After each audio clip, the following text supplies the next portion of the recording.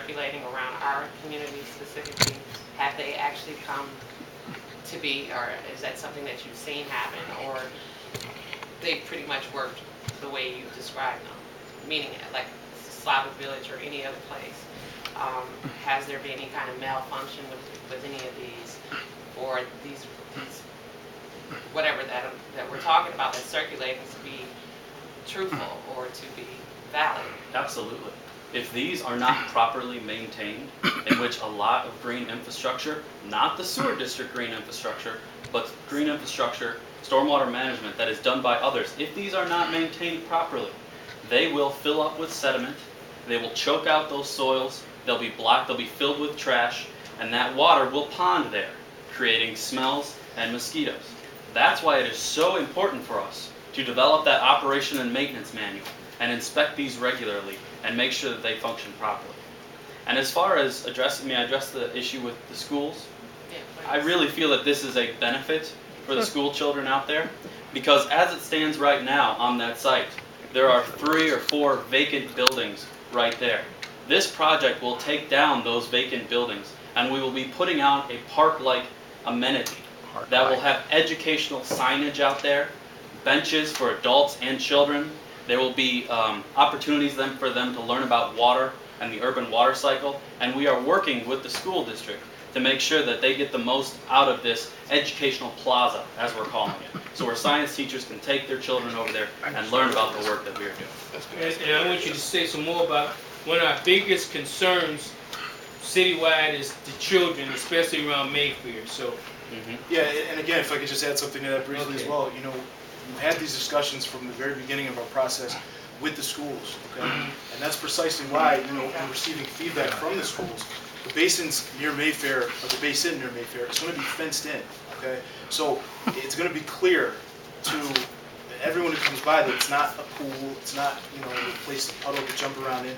It's going to be fenced in, and we believe that by having the fencing, maintaining it correctly, having signage that speaks to the educational components which Jeff spoke of, that it will be an asset to the area, not something that detracts from it. Okay, and that's part of the, we're not pulling this out of nowhere. We engage the schools to get their input on what they would like in that area. This is not something where we're coming out and making this up. No, we spoke with the superintendent of schools and several of her staffers. The input Say that we're that giving you again. now. you spoke to Superintendent Corley, Myrna Corley. Sat down with her All right. and explained what the basins were going to do, and the feedback that she gave us about the fencing, about having some educational signage there. That's what we're taking forward within our plan. Okay, so And everything that we are speaking of today about the functionality of these basins is based upon 2+ years of hard engineering, where we have multiple engineers going over this who are seasoned in green infrastructure and stormwater management and sewers. So, we know what we're doing, and this is not a pilot project in East Cleveland. and The real other quick, 8 projects that you have, are they already established? They're- Are they functioning? Are they in the works? Or is there something that we can go by? Since we're one of the 9, that would set kind of the precedent for maybe how ours would look. Where are they in their process? And is that maybe somewhere we can go and see, kind of get an idea of what we would have? So they are at different levels, different phases. Okay. The one that is completely finished is Slavic Village. Okay, so that's our demonstration rain garden. We have our urban agricultural innovation zone green infrastructure project. It's a mouthful, but it's off of Kinsman and East 78th and East 81st. So there's the urban agricultural zone there. There's some Riddall, the OSU extension. We have 4 basins out there that have been excavated. The plants will be going in the spring. We also have another large 2-tiered basin on the intersection of Fairhill and MLK. That has been fully excavated. It is not yet complete. They will finish that up in the spring. and I know that in some of our previous presentations, actually really all of them, we've had a slide that has a map that shows these 9 locations, including where East Cleveland is. That's something we can provide to the council offline so you can see them as well. But as Jeff mentioned, they're in various stages of development. I want to get to 2 questions and get to the public. They're dying to ask their questions. Beautification, any more that can be beautified, the ones that me and one of the citizens saw a couple of weeks ago, it was just bare and there was nothing around it. a fence wasn't even around it, where you just mentioned. Yes. What can we do to beautify ours if we agree to do this? Well, first of all, it's not going to look that great right now because it's winter. So we have a lot of flowering native plants, some native grasses. So I would encourage you to go out in early summertime when those plants are up, and it looks much nicer. You know, it doesn't look that great right now. The other thing is none of our other green infrastructure projects have fences. Okay? The only reason that these have fences is because the community asked for it. East Cleveland asked for it, right? East Cleveland asked for it. We have had 3 public meetings, and safety was a big concern. We stressed that we did not feel that there was a safety concern because the drawdown time was quick. There was not that much of a ponding depth. However, the community had some safety concerns, so we agreed to put up a fence. No other project will have a fence. Okay, the last request from the council would like a written bi-monthly report on the status of the sites. Can you do that? That's something we can consider doing that. Okay. So, Calvin, I see your hands up first. Stand up and ask your question, and you guys respond. And everybody be respectful. And then Smedley, and all you guys, take your time, get your questions in. Then Omaze, go ahead. Go ahead, Calvin Irby. Stand up, stand up. Why is Get on tape. Ohio EPA not here also to complain? I didn't ask them, so that I'll take the hit for that. I didn't ask them to come. I wanted these But guys. still, here's my question. Okay. You want to push this infrastructure in here, and you're saying that we have to comply by it. Technically speaking, Ohio EPA should be taking care of this whole situation, that we don't have to require somebody else to do their homework. Number 2, we have water that you're saying is not going to stay in those pipes. Water stays in the pipes. Also, you're saying that East 78th is an eyesore. I've seen it. It's an eyesore. It looks terrible. You guys are not maintaining it. Come in here and say you guys are going to do that. You're not going to do that here if you can't maintain it there. Slavic Village, the same way. We've seen it. We know it. You can't sugarcoat us. We worried about our family, our kids. You get to go home to yours, but we live here with ours. And you're nowhere in our neighborhood to be coming here to protect ours. To keep crying about it's not E. coli situated, it is 100% E. coli situated because it's going to stay into those drainage and those catch basins, those sewers. Okay, respond to his questions, guy. Okay. And then we move on to the next person. So Go ahead. there's a couple of things. First of all, on a personal level, my dad lives on Carleton, so I am from this neighborhood. I'm not trying to come in here to put an E. coli-filled basin in East Cleveland. Let's just talk about this broadly, okay? You guys all recognize me, okay? You recognize my colleague.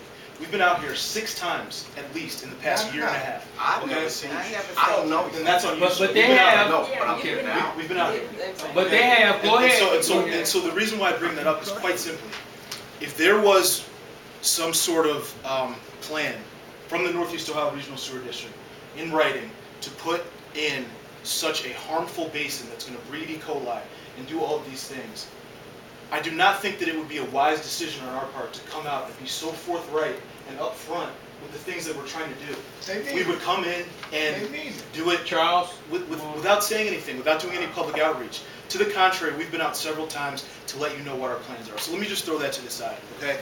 Now, regarding the E. coli matter, and again, honestly, it's a good thing because it's made me do some research about this, and I kind of did it a little bit the last time we were here. E. coli is a disease that springs from when you have contaminated food or water, okay? Water is contaminated, and again, don't take my word for it. Do your own research on it. The contaminated water from E. coli comes when you have human and animal feces that contaminates the water, okay? So a couple things, and again, this is addressed within the fact sheet as well. But when you think about these basins, all right, as Jeff has said several times now, it's going to be capturing rainwater and stormwater within a defined catchment area, okay? So first, the opportunity for there to be an infestation of human and animal feces that gets into this water is unlikely. That's the first thing. The second thing, for humans to be infected with E. coli, they have to ingest the water. It's not an airborne thing. It's not something that you get from touching it. They have to ingest it, okay? Now, these basins, as we've described, are going to be 1, fenced in. For 2, the vast majority of the time, they're going to be dry, okay? And for 3, the times when they are wet, with the exception of the few hours that it takes for them to drain down, when these basins are at their wettest, it's going to be pouring raining outside, okay?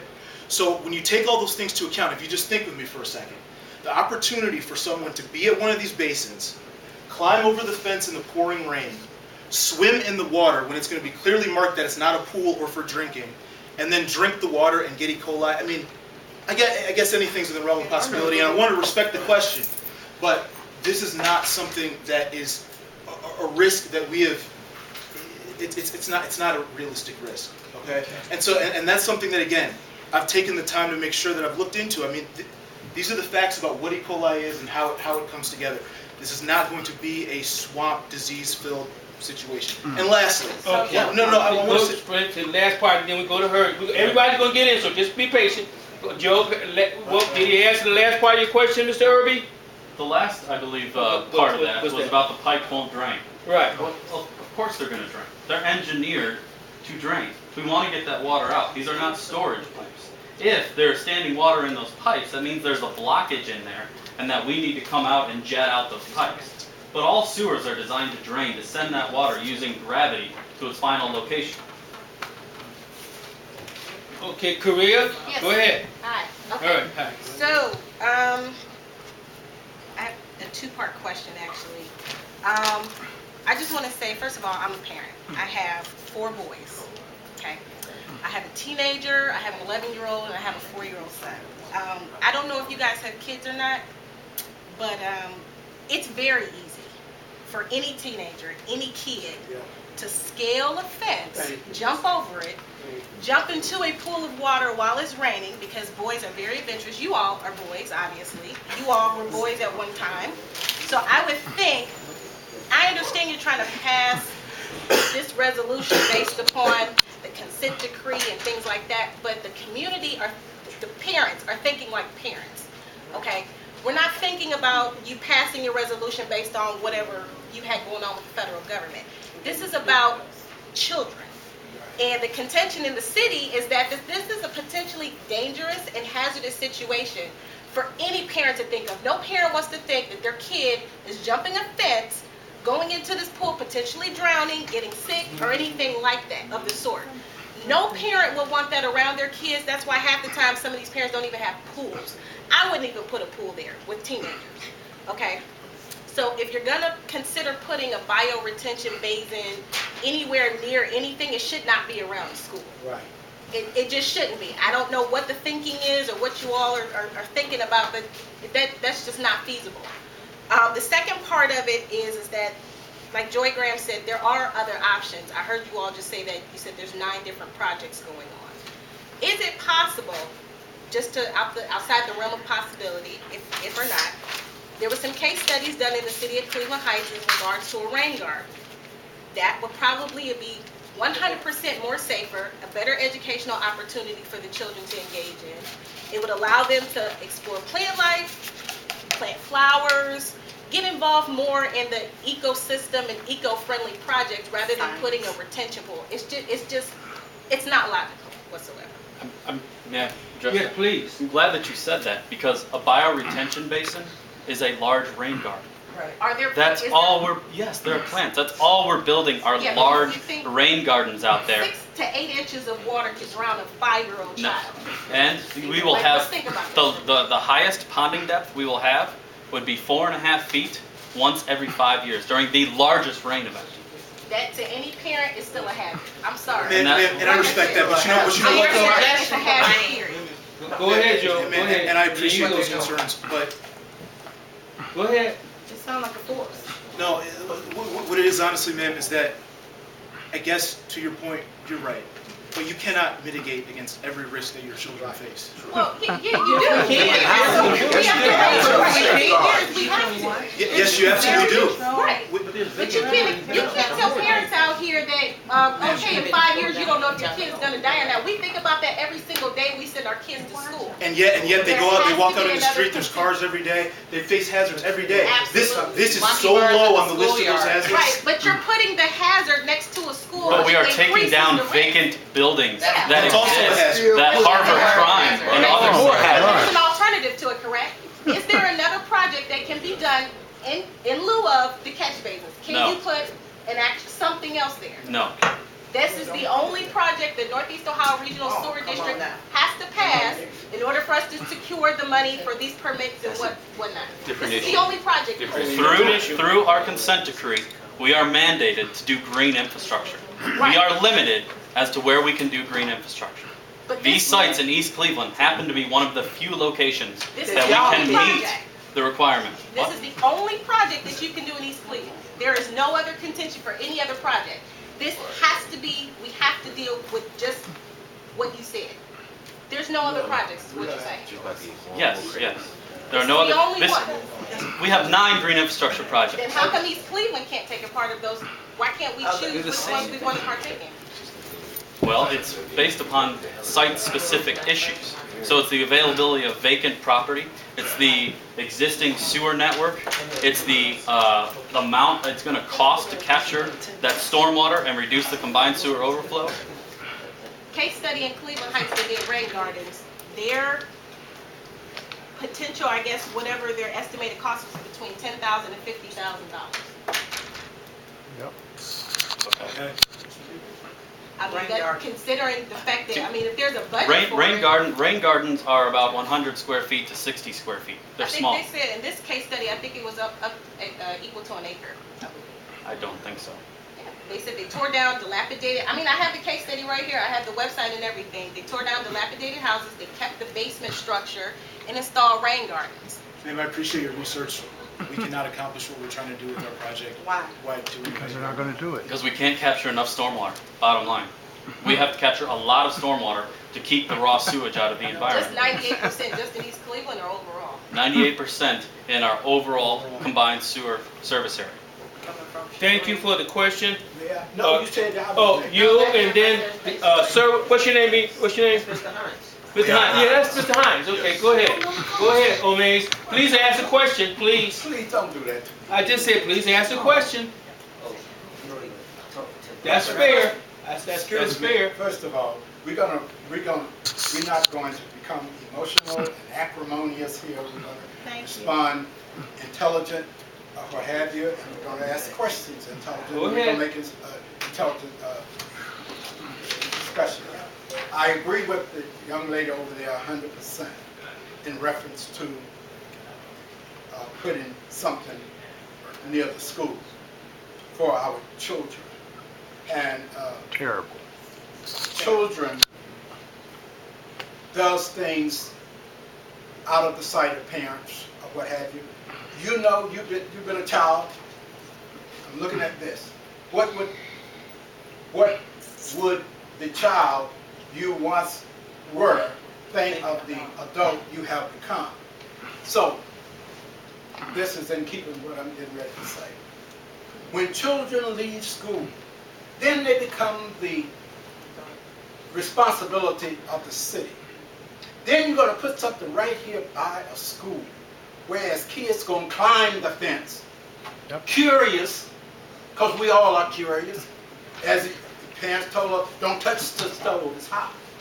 The kids going to touch it to find out for themselves. So I have a problem with that. Then I have a problem with those of us listening, because you said something about $46,000 going to get, but then it's going right back to EPA, to the sewer system. Then you said something about $100,000, $138,000 service agreement, and that's going to go back to the city, to the sewer district or whatever. It's not benefiting us at all. Then you're selling this to make us believe that if you don't do this, we don't have no other option. But we have situation here that the city is facing right now, lawsuits. And then when they could have settled the lawsuits, they want to take it to the Supreme Court. Take this to the court. We don't have to, you don't come in here mandated a city to do this or that or the other. We have the last say what happens in our city and what we want in our city. I have no problem with, God has blessed us all these years. When it rained, the water soaks in the ground, and then as you just said, articulated earlier in reference to Slavic Village, that it is not fenced in, and I saw it on TV too. It does, you see the pipes, you can see the piece that comes up out of the ground and all of this stuff. Totally unsightly. Now, there's a flower garden right 2 blocks away from here. You can see where there have been flowers. Now, you're saying that you maintain this and what have you? That isn't maintained. So you're saying this, and I understand you're trying to sell this. Yep. And then we are jumping on it and hollering, and then I see the law director waving papers or what have you. Will you put anything on paper? Director's contractor. Anything. The paper's no good no more than what the person put on there. So we want to know unequivocally, emphatically from you that it's strange, first of all. I don't know whether the city, we are a municipality, we're a home rule city. I don't know whether the EPA has said anything to this city. This council should know about that.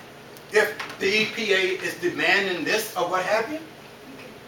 And if the law director have it and she's sitting on it, then she should be questioned. She's got the suit right in her hand. That's different. Doesn't matter what she have in her hand. All the councilors have it. That's contrary to what she said. Okay, do you Now, have I'm a question on Mays? You've been going on for 5 minutes. Please ask, I'm asking you to ask a question. You know what? Other people have questions. I understand that, but Come we... on, We gotta wait on him. come on. Please. You are articulate and intelligent. Ask the question.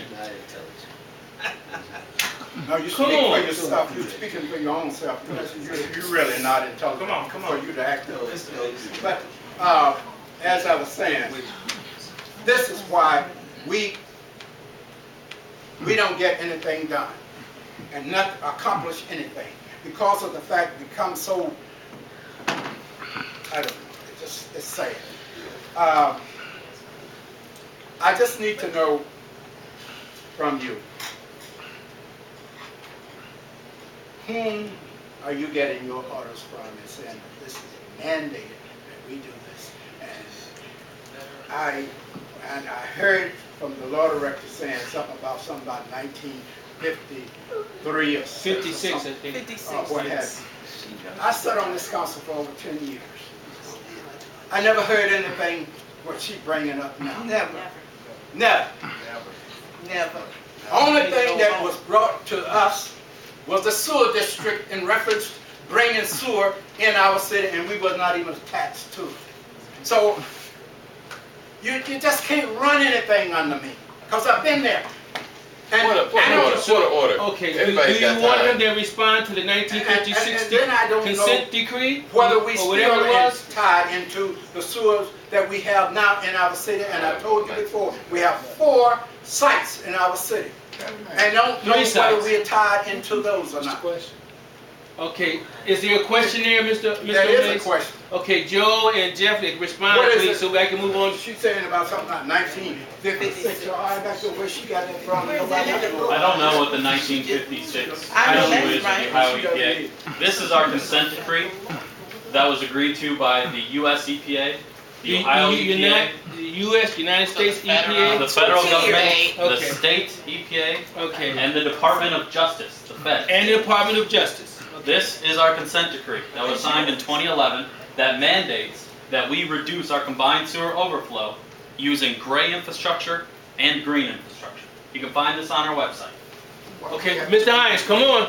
We got 3 or 4 more questions. I don't want to keep it every night, but I want to get everybody in. Go ahead, Mr. Hines. Good evening. Good evening. Good to see you. Glad to be standing in front Okay. of my city. Okay. Want everybody That's to know that I've purchased a property on 16601 Cleveland. So I will be moving back into this community. All right. Let me Groovy, give some man. real clarification for everybody, and so we really get a good understanding of as this regulations and everything is being dealt with. I've been doing landscaping for all of my life. I understand the regulations that are now coming down the pipe. For this community, I've built 2 of them.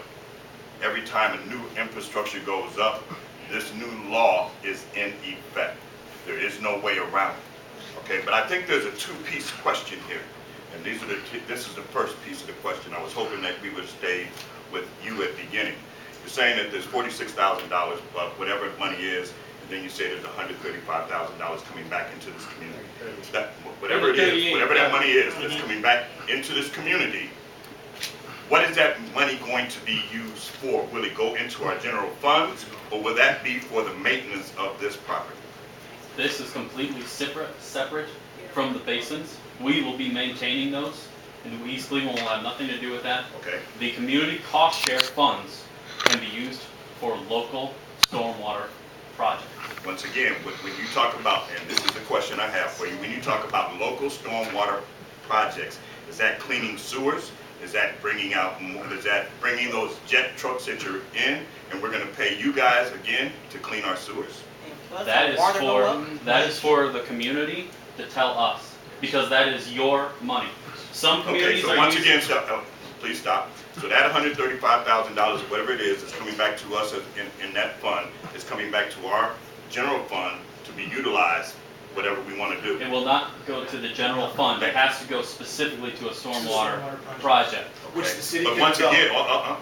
again, is that money going to be utilized by this council here to determine what city or stormwater projects we'll be doing? Yes.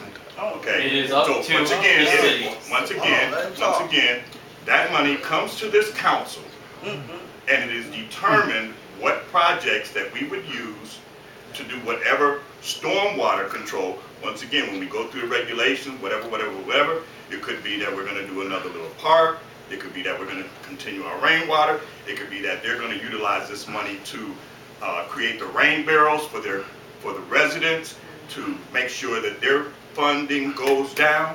So that's $61 because they put a rain barrel in their yard, that fund will go down. Correct? We're moving in the right direction. At 25%. All right. Yeah. So now, I'm done there. Okay. Now back over to you. How you doing? Good. Pleasure. Truly a pleasure. I understand what you're doing. And I understand our trepidation as to what is coming towards our city. As you are.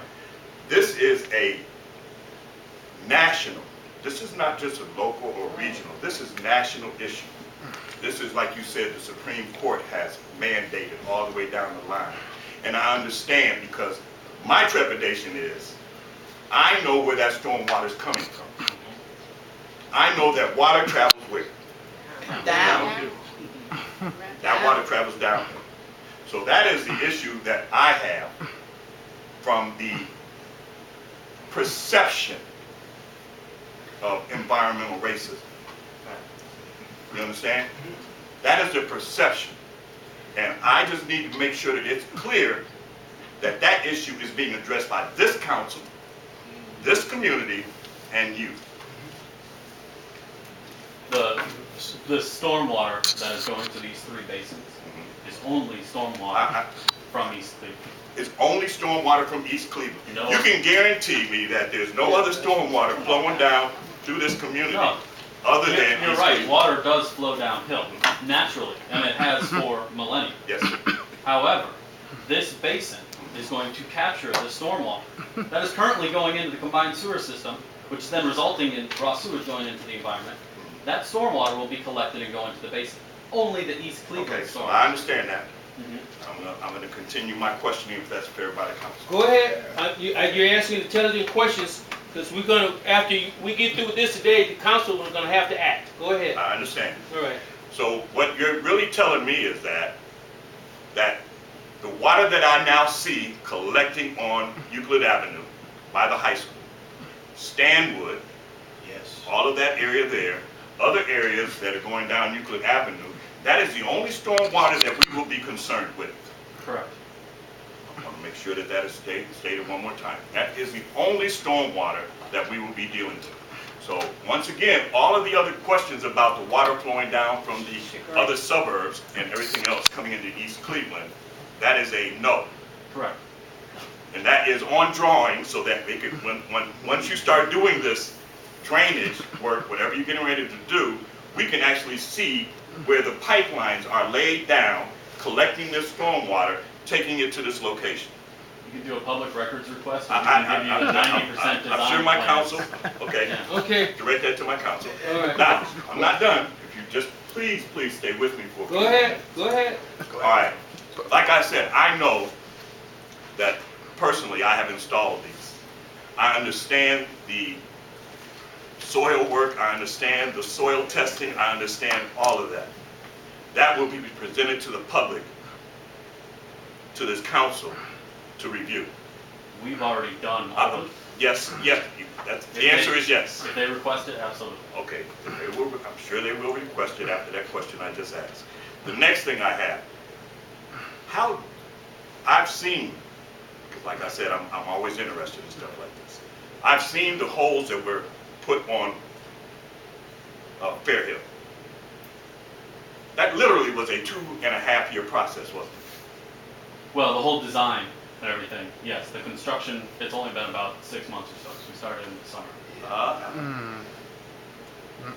Are you, okay, I'll take your word for it, but I think I've watched that for a couple of years, being dug and drugged and all that stuff. I'll take your word for it. Okay. But like I said, it's been a 2-year process. All right? When I finish mine, and this is just for your edification. Okay. When I finished mine, I did one in Lakewood. They put in a $80,000 landscape. What is our cost for landscape and plant material going into ours? That's the question I have. I don't need, whether you have an answer or not. I don't know that exact amount. Okay. Then what I'm telling my community That's right. is that when we get what they want to give us, they give us what we want. And that is I don't want the job, but I want to make sure that every plant that is supposed to be placed into this biosystem is there. And I put that on my council to make sure that you see the landscape architectural drawings of what's coming into this plant. Last piece and last question. Everybody knows what a geotech dome is, right? You don't know what? Maybe. I'm not sure. Maybe not. Go ahead. Okay. This is what these individuals are calling for at this moment. It's called protection. Hello. It's called protection. That's right. Now, if you say you're with the sewer department and with the Northeast Ohio Regional sewer. regional district. sewer, where all of our bodily fluids are flushed down and they go down there by, what is that, 480? Down in the valley? No, yours actually go. Okay, but I'm just saying, you understand where I'm coming from. The geotech dome is a dome made of metal pieces. Sunlight, air still comes down into it. If we, and I'm talking to my council now, if we are determined that this is coming down the pipeline and it's going to benefit our community, It's a waste. it's going to benefit our community, or are we going to make sure it benefits our community? And that is, I'm telling you, a geotech dome. You've seen the little monkey bar things, and it's a dome, and it sits down on top of the area, and it seals off individuals from going in. And then, once again, and I'm sorry if I'm taking up too much of your time. Come on. But here we go. On that outside, it had better be beautiful. Yes. For every dime that we have to pay in that $61, I want to see a beautification project that you can say, yes, there goes that daylily, there goes that Pappas grass, there goes those, all the other things that come up out the ground that you say is going to beautify our city. Yes. I demand it. And I demand my council to be upon it, looking at every bit of that landscape architectural design, the park benches, how they're set, how they're sitting there. I mean, demand it. And Brother Hans, we're gonna hope